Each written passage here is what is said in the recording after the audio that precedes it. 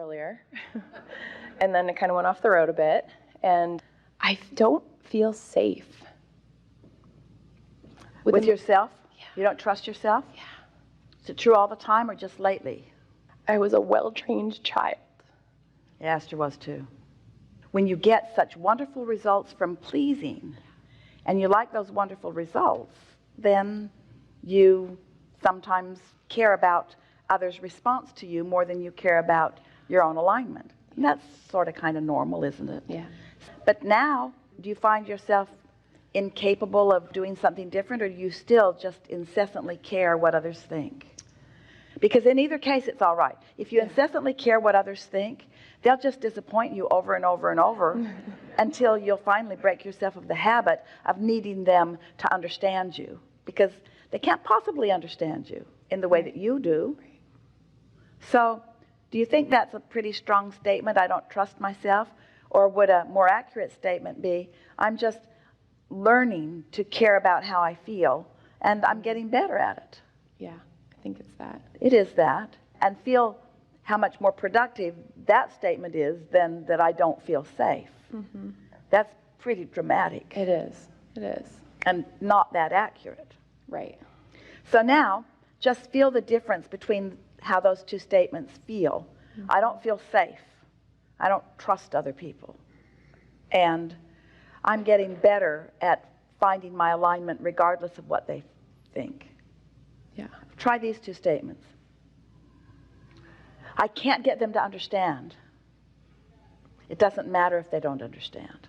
Mm-hmm. Mm-hmm. Try these statements. I can find alignment with my source. It's hard to find alignment with other people. Try these two statements. It's easier and easier to find alignment with source. It's hard to find alignment with source.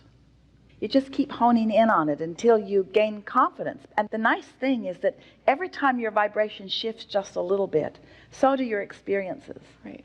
What's happening around you shifts too, as evidence of the vibrational shifting that's taking place.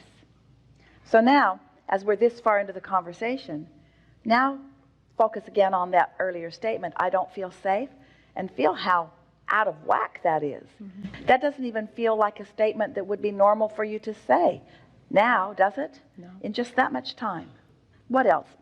I feel like a lot of folks, I'm sure here, I get into the practice of, the morning stuff, getting up, going for a walk, getting in alignment, feeling really good energetically, and I have a hard time keeping it up. I just have It's all right. Let that feeling of alignment be the natural, flexible thing that it is. Yeah. Let it move from being interested in something, or it could even be awareness of a situation that needs some attention.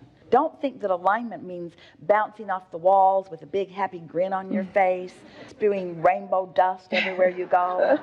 In other words, let it just be that feeling of being happy to be alive and being interested in what's coming next. Alignment can feel like, I'm doing a good job of this. Alignment can feel like, oh, I think I would like to do this. Alignment has lots of latitude and flexibility in it.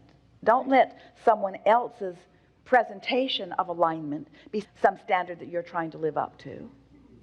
Yeah, it's just so interesting as you're saying this. I'm just realizing that literally my whole life I didn't think it was okay to want what I even wanted. So that whole epiphany now of coming into this space of recognizing that I can actually want and desire and shoot these rockets that I did have as a little girl. Well, we can help you with this a little bit. You're going to really like this. And it comes back to, am I in the receptive mode from worrying about something, or am I in the receptive mode from feeling good about something? Which receptive mode am I in? And so, you know that feeling. We know you do, but we want to call your attention to it. When an idea of something you want occurs to you, and it just feels for just a moment like elation to you. You feel really eager about it.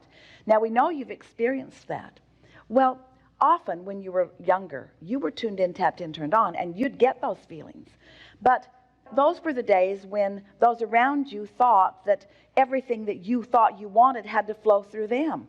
And a lot of them were all closed off. They were not feeling invincible. They were not feeling abundant. They were not feeling sure of themselves.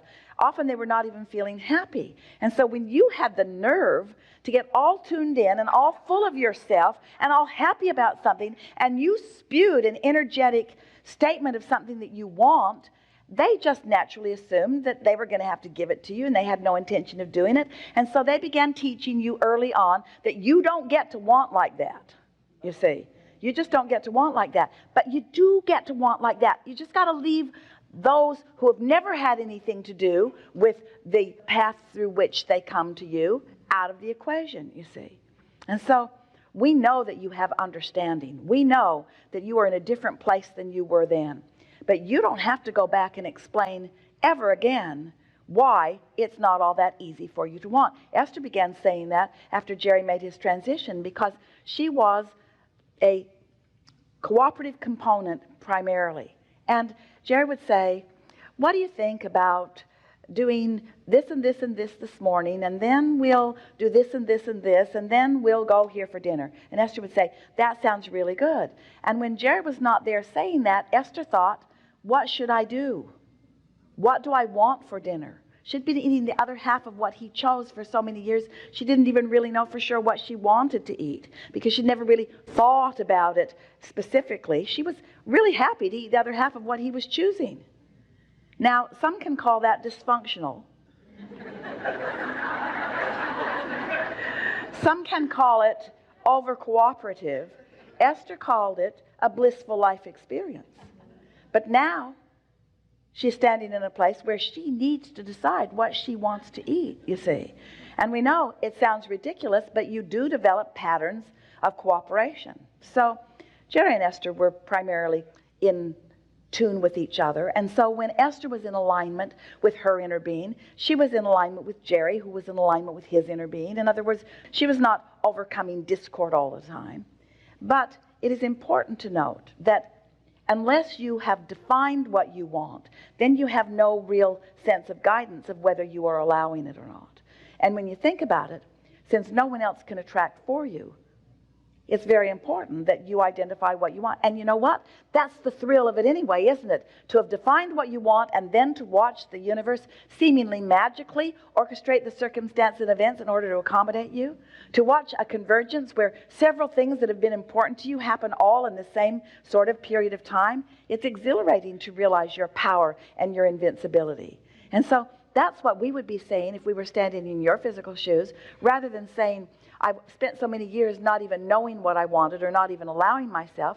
Instead, we'd be saying, I'm looking forward to understanding what I want, to defining what I want, to getting into alignment enough that it occurs to me what I want, and then of watching the pattern of unfolding of what I want. In other words, I'm looking forward to coming to own my own sense of empowerment and my own sense of upliftment and my own sense of invincibility and, most of all, my own sense of worthiness. None of you will ever really allow yourself to feel worthy until you have stood on your own and wanted something that others didn't think that you should want, and lining up with it anyway, and then watch the universe knock itself out to give it to you. Because as long as you're just receiving the benefit of what others think that you should have, you don't enhance your sense of worthiness. You enhance your sense of duty. You enhance your sense of cooperation, but you don't enhance your sense of pure worthiness. It isn't until you sort of defy what everybody else thinks and just stand in a place where you know what you want and allow that feeling of desire to come, and then nurture that feeling of desire, and then watch the powerful universe line up in organization to support you in what you want. You come out of situations like that feeling loved and feeling seen and feeling known and feeling heard and feeling worthy, feeling blessed, you see. And that's what you're reaching for. That's what's at the heart of what you're asking here, in every part of what you're asking. I think the last piece is around that safety as you're talking about it. I have manifested some pretty amazing things in my life and that I really, really wanted, and they happened. And then it was sort of this moment of being like, don't shine too brightly with it, or don't be too excited about it, because somehow something, like I'm kind of looking over my shoulder right now, right? That feeling of the other shoe's going to drop or something like that, and I know that's not right energetically. Well, that's because your sense of worthiness is not solidly in place. Right. And that's because you haven't known until fairly recently that you get to control your vibrational output so that you can have more control over those kinds of things. You can be pretty far along in the game, and people that you loved and trusted could maybe disagree with you or maybe even turn on you, and you might take that more seriously than it really deserves, and it could sort of give you a run for your money for a little while, but ultimately you'll come back into your alignment of understanding that most of it is most of the time going extremely well. It's such an interesting thing how something can happen to you or in the world that can sort of shake your sense of safety or well-being. And if you focus upon it, then other things start showing up that shake your sense of well-being. And you've just got to begin to notice those patterns. Notice the correlation between how you've been feeling and what's happening. And as you notice those correlations, then and only then can you affect some measure of control about the way you feel. But you can't wait until something's happening and then react to it. That's where your real sense of well-being comes. Because if you are a reactor to things around you, then if something happens that feels threatening and you react in some guarded way, well, you've just enhanced or increased the threat. It's not going to get better, you see. But if you're out ahead of it and you're acknowledging the supreme well-being that surrounds you, then if something happens, and it still might, that might shake you a little bit, you don't take it as a threat or an assault on you. You can take it as a harmonic component within you, but isn't it a wonderful thing that others around you will help shine lights on the things that you've got going on that are not serving you that well? How else are you going to make a decision to begin to focus differently or to deliberately feel differently?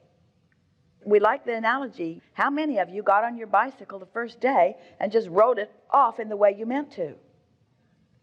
None of you. None of you. You had to find your balance. And you don't know what balance is unless there is imbalance. You just don't. You just cannot find balance until you are subjected to imbalance. There's no question which you like more, but this is how you figure it out. This is how you get confident until before you know it, you are doing death-defying things on that bicycle. And your mother's standing on the curb all afraid, wishing that you were still timid.